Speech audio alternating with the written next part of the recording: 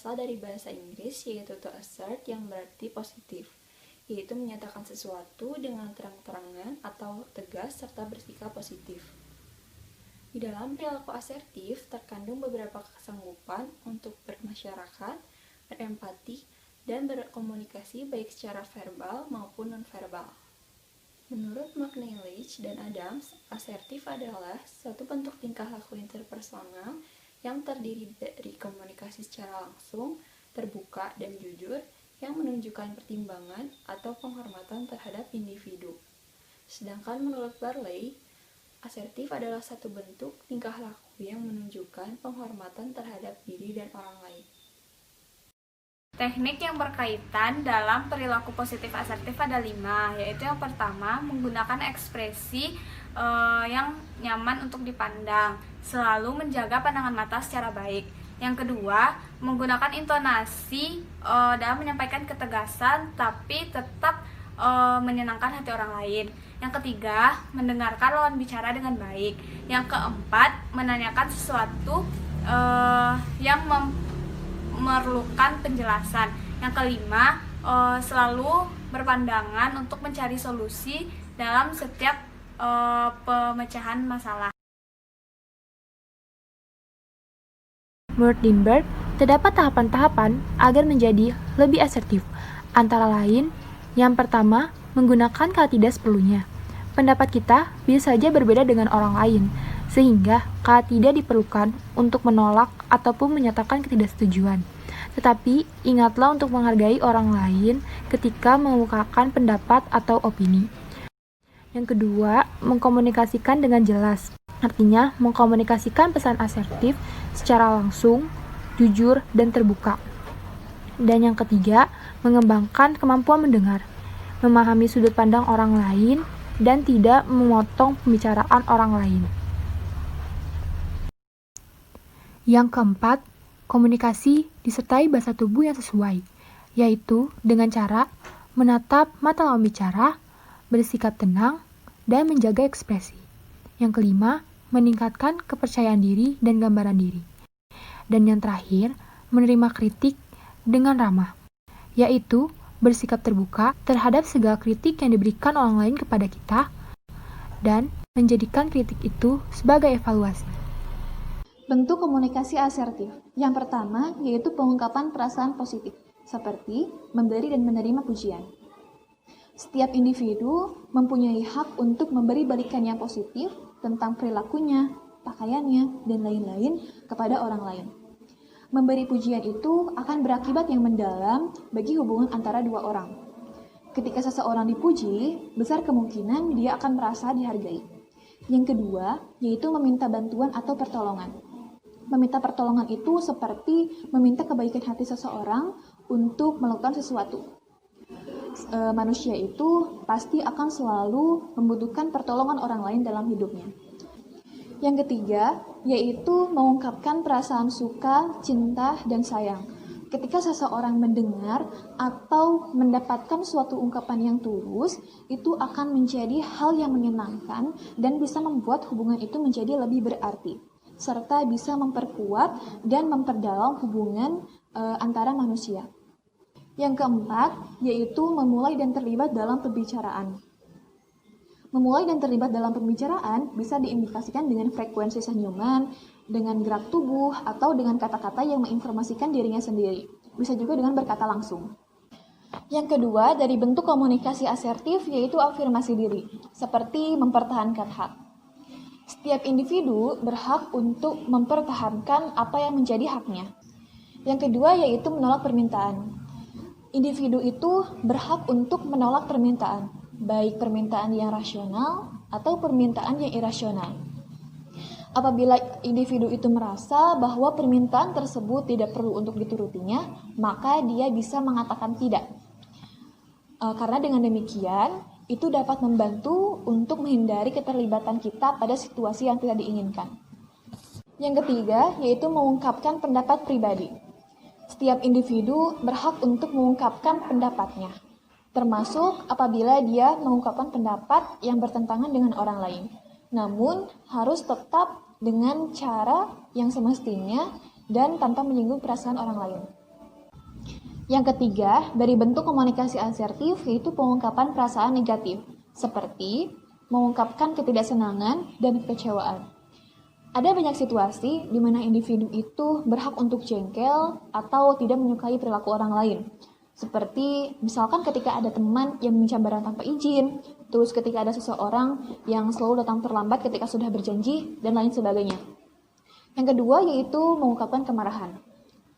Kedua perilaku tersebut kita bisa mengungkapkannya kepada orang lain, namun tetap harus memperhatikan cara mengungkapkan, cara berkomunikasi yang semestinya tanpa menyinggung perasaan orang lain. Karakteristik orang yang asertif yaitu yang pertama, mampu mengekspresikan perasaan, pikiran, dan kebutuhan diri secara verbal maupun nonverbal dengan bebas, tidak takut, tidak cemas, dan tidak khawatir. Lalu mampu mengekspresikan kemarahan, ketidaksetujuan, dan perbedaan pandangan.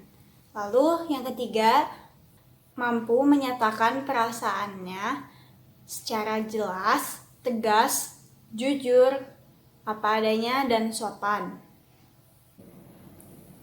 Selanjutnya, tidak mudah tersinggung, tidak sensitif, tidak emosional, memiliki hubungan sosial yang baik, lalu terbuka untuk kritik, dan memberikan pandangan yang terbuka atau open-minded pada hal-hal yang tidak sepaham. Berkomunikasi dengan jujur, terbuka, hangat, langsung, dan terus terang.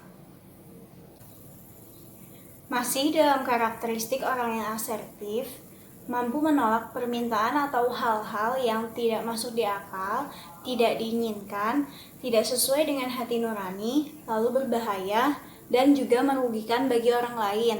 Kita bisa menolaknya dengan mengatakan tidak. Nah, yang terakhir adalah mampu meminta bantuan, mampu meminta pendapat, ataupun mampu meminta pandangan dari orang lain mengenai sesuatu masalah atau apapun itu saat kita membutuhkannya. Faktor yang mempengaruhi komunikasi asertif yaitu yang pertama hukuman. Terkadang seseorang sulit untuk berkomunikasi asertif pada keadaan tertentu. Orang tersebut merasa terhukum secara fisik maupun mental dalam mengungkapkan keinginan. Yang kedua yaitu ganjaran. Seseorang yang mendapat ganjaran atau hadiah dalam berkomunikasi asertif mengulang kembali hal tersebut. Yang ketiga yaitu modeling. Orang yang tinggal dalam lingkungan yang telah terbiasa melakukan komunikasi asertif cenderung terbiasa dalam berkomunikasi tersebut. Yang keempat yaitu kesempatan untuk mengembangkan sikap yang sesuai. Yang kelima yaitu standar kebudayaan dan keyakinan pribadi. Kelompok budaya tertentu mengajarkan sikap tertentu pada budayanya. Demikian pada keyakinan tertentu dalam berkomunikasi asertif. Yang keenam yaitu keyakinan akan hak-hak yang mutlak sebagai individu. Komponen dari komunikasi asertif. Yang pertama, ada compliance atau kepatuhan, yaitu usaha atau kemampuan seseorang untuk menolak atau mengiyakan pendapat dari orang lain. Nah, yang kedua, ada duration of reply atau durasi balasan. Yang ketiga, ada loudness atau kenyaringan suara. Yang keempat, ada request of new behavior, yaitu permintaan untuk perilaku yang baru. Nah, yang kelima, ada affect. Nah, affect di sini berarti emosi, yaitu emosi ketika kita sedang berbicara atau dalam berkomunikasi secara asertif. Nah, yang keenam, ada latency of response atau latensi dari respon, yaitu sebuah jarak antara akhir ucapan seseorang dengan giliran kita untuk mulai berbicara. Nah, yang terakhir, ada non-verbal response atau respon non-verbal, seperti kontak mata, ekspresi muka, jarak fisik, sikap tubuh, dan isyarat dari tubuh. 4 manfaat dari komunikasi asertif. Yang pertama, bebas dari konflik internal.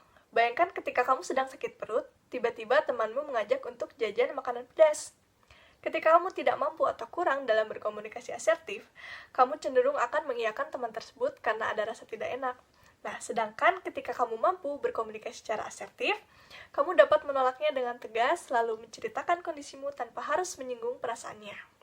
Yang kedua, meningkatkan kepercayaan diri. Loh, kenapa bisa? Karena orang yang mampu berkomunikasi secara asertif, maka ia mampu untuk menyuarakan pendapatnya dan mendapat apresiasi dari orang lain, sehingga tanpa disadari itu akan meningkatkan kepercayaan diri. Yang ketiga, mengelola stres. Orang yang mampu dalam berkomunikasi asertif tidak akan menyesali perkataan dan ucapannya karena ia jujur, tegas, dan tidak melukai perasaan orang lain. Nah, yang terakhir, yang keempat, hidup dengan tidak terikat dan bebas. Karena orang yang asertif ini cenderung memiliki prinsip yang teguh dan kuat dan tidak akan terlalu banyak memikirkan perkataan-perkataan dari orang lain.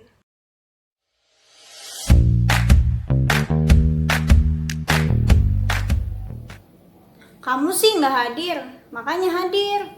Jadinya kamu nggak tahu kan kamu ditempatin di ruang mana? Sebenarnya, pembagian ruangan telah diumumkan pada pertemuan kemarin, namun Akang tidak hadir. Kita semua telah sepakat tidak akan ada yang diubah lagi, sehingga Akang akan ditempatkan di ruang Dahlia 3. Bagaimana? Aduh, gimana sih Ibu? Kok mau dikuburin secara biasa? Ibu nggak tahu ya bahayanya.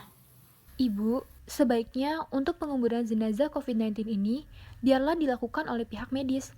Dikhawatirkan jika pasien ini dibawa pulang oleh pihak keluarga, akan terjadi resiko penularan bagi pihak keluarga itu sendiri ataupun orang lain. Aduh, kenapa sih kepala tuh pusingnya nggak hilang-hilang? Obatnya diminum belum, Bu? Gak mau ah. Diminum ya, Bu, biar cepat sembuh. Saya nggak suka minum obat. Harus diminum, Ibu. Kalau Ibu minum obatnya teratur, 3 kali sehari, insya Allah Ibu akan cepat sembuh. Ya udah deh, nanti saya coba minum obat. Kenapa lelet amat sih? Cuma berobat doang. Bu, karena kalau misalnya tidak ada yang mengantri, akan ada yang saling mendahului. Hal tersebut tidak baik untuk orang yang telah mengantri terlebih dahulu. Maka sebaiknya harap bersabar ya, Bu. Ya tapi kok lama banget, lelet amat sih. Karena sistemnya begitu, Ibu. Namun, agar lebih cepat dalam berobat, datang lebih awal adalah solusi yang terbaik, Ibu. Oh, ya udah.